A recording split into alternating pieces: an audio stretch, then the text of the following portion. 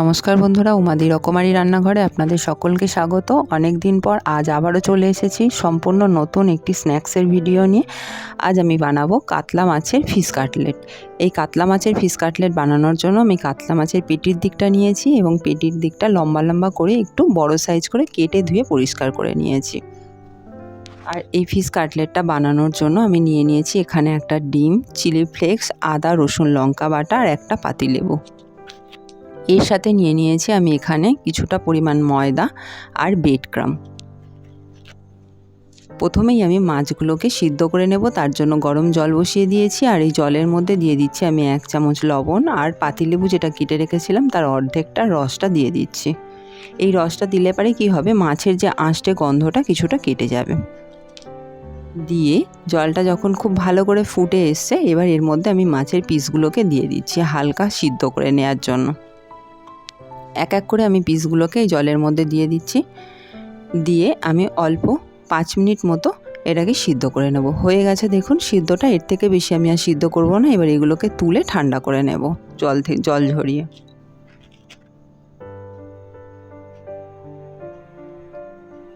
মাছগুলোকে আমি জল ঝরিয়ে ঠান্ডা করে নিয়েছি।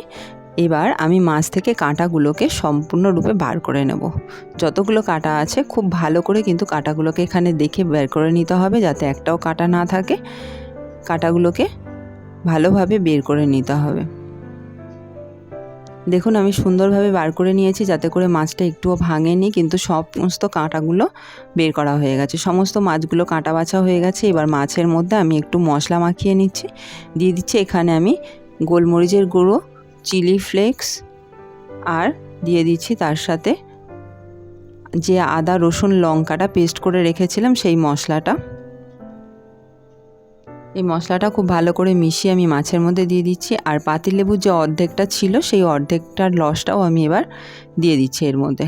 আর দিয়ে দিচ্ছি সামান্য লবণ। এই সমস্ত কিছু দিয়ে খুব ভালো করে মাছের গায়ে মেখে নিতে হবে। হাত দিয়ে ডলে ডলে মাখাতে হবে, যাতে করে মাছের সমস্ত জায়গায় মশলাটা মেখে যায়। এইভাবে দেখুন আমি সমস্ত জায়গায় হাত দিয়ে ডলে ডলে মাছের সাথে মশলাটাকে মেখে নিয়েছি। মাখা হয়ে গেছে, আমি এটাকে 15 মিনিটের জন্য রেখে দেবো। এই ফাঁকে আমি এখানে যে ডিমটা ভেঙে নিয়েছিলাম সেটার মধ্যে দিয়ে দিচ্ছি কিছুটা পরিমাণ গোলমরিচের গুঁড়ো, সামান্য লবণ আর কিছুটা চিলি ফ্লেক্স। এগুলো দিয়ে খুব ভালো করে ডিমটার সাথে মিশিয়ে নেব। এখানে ডিমের সাথে মশলাগুলোকে ভালো করে মেশাতে হবে, যাতে করে দলা পেকে না থাকে মশলাটা।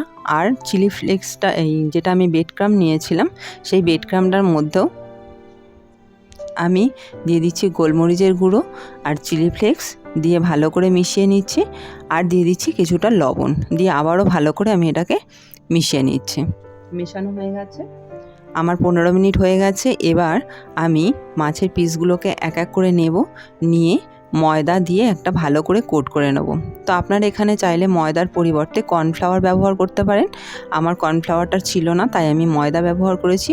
আপনারা চাইলে ময়দা দিয়েও করতে পারেন, কর্নফ্লাওয়ার দিয়েও করতে পারেন। কোট করে নেওয়ার পর এবার মাছের পিসটাকে আমি ডিমের মধ্যে ভালো করে এপিট ওপিট উল্টে মাখিয়ে নিচ্ছি ডিমটাকে। নেওয়ার পরে এবার ব্রেড ক্রাম্বের মধ্যে আমি এটাকে দিয়ে কোট করে নেব। এখানে খুব ভালো করে কোট করে নিতে হবে উল্টে পাল্টে, যাতে করে সমস্ত জায়গায় ব্রেড ক্রাম্বটা ভালো করে লাগে। আপনারা চাইলে এখানে ডবল কোট করতে পারেন, আমি সিঙ্গেল কোটই করছি।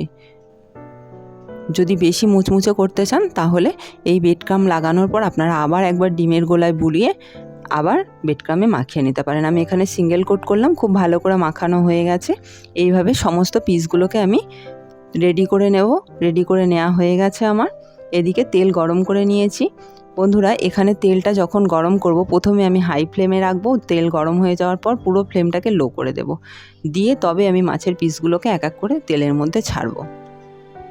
এখানে বেশি পিস একসাথে দেব না, 3টে পিস আমি দিলাম। বেশি পিস দিলে আমার এখানে ভেঙে যাওয়ার চান্স থাকে। যেহেতু মাছটা সিদ্ধ করে নিয়েছি, মাছটা নরম, তাই অল্প করে পিস দিয়েই ভাজবো। আর তেলে দেওয়ার পরে খুন্তি দিয়ে আস্তে আস্তে করে ওপর থেকে তেলটাকে তুলে দিতে হবে। গরম তেলটা ওপরে দিলে পরে ওপরের দিকটাও হালকা হালকা ভাজা হয়ে যাবে। এভাবে আস্তে আস্তে করে তেল পুরো মাছের ওপর তুলে দেব।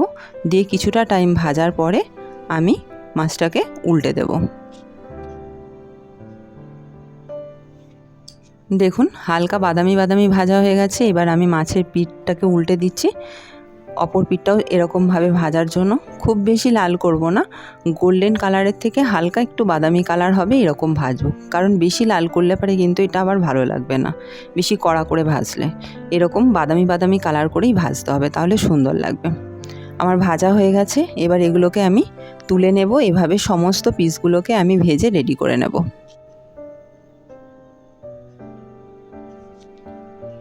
এরকমভাবে সমস্ত পিসগুলো ভেজে রেডি করে নিয়েছি, গার্নিশিং করে নিয়েছি। আমি এখানে কুচানো ধনেপাতা আর চিলি ফ্লেক্স ওপর থেকে একটু ছড়িয়ে দিয়েছি। আর খাওয়ার জন্য আমি এখানে টমেটো সস আর কুচানো পেঁয়াজ দিয়েছি। এটার সাথে খেলে ভালো লাগবে। এটা বন্ধুরা আপনারা গরম গরম চা বা কফির সাথে পরিবেশন করবেন। হঠাৎ করে আপনার বাড়িতে যদি কোনো অতিথি চলে আসে, আপনি এই রেসিপিটি ট্রাই করতে পারেন। আমার এই ভিডিওটি ভালো লেগে থাকলে অবশ্যই বন্ধুদের সাথে শেয়ার করবেন এবং লাইক কমেন্ট করে জানাবেন। যদি আমার এই চ্যানেলে আজ আপনি প্রথম হয়ে থাকেন, তাহলে অবশ্যই আমার চ্যানেলটিকে সাবস্ক্রাইব করে রাখবেন এবং পাশে থাকা বেল আইকনটি প্রেস করে রাখবেন নতুন ভিডিওর আপডেট পাওয়ার জন্য। আজ এই পর্যন্তই।